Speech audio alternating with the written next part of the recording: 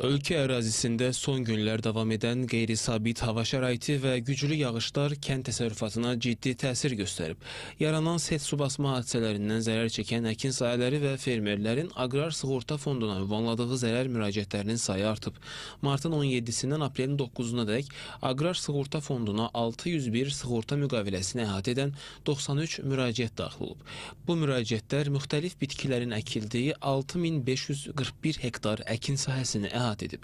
Ən çox müraciət Quba-Xaçmaz regionu üzrə daxil olub. Bu bölgələrdən 5700 hektar əhatə edən müraciət daxil olub. Xüsusilə Xaçmaz və Şabran rayonlarından fonda çoxsaylı müraciətlər daxil olub. Dağlıq Şirvan regionundan 381 hektar, Mərkəzi Aran regionundan 213 hektar, Gəncə Daşkəsən regionundan 154 hektar, Qarabağ regionundan 56 hektar, Şirvan Salyan regionundan 24 hektar, Abşeron Xızı regionundan isə 12 hektar sahədə baş verən hadisə üzrə müraciətlər daxil olub.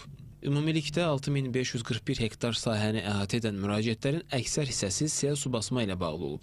223 hektar sahə üzrə müraciət, 3-cü şəxsin hərəkəti, 53 hektarda fırtına qasırğa hadisəsi, 5 hektarda vəhşi heyvan hücumu, 3,46 hektarda isə müraciət dolu hadisəsi ilə bağlıdır. Bu günlərdə Gəncə Daşkəsən regionu üzrə müraciətlərin hamısı Samux rayonuna aiddir.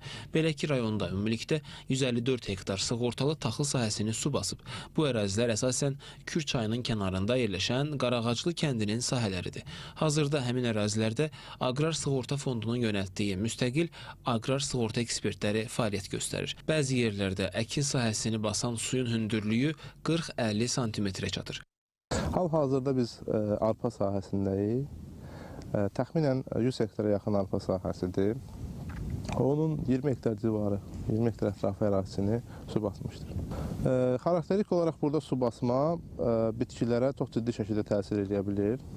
Eyni zamanda onların anaerob proseslərin pozulması, kök sisteminin inkişafı və eyni zamanda gövdənin inkişafının ləngitməsi, bitkilərin çürüməsi, fizioloji proseslərin pozulması və eyni zamanda paralel olaraq hətta su çəkilsə belə, burada göbələk xəstəliklərinin inkişafına gətirib çıxardır.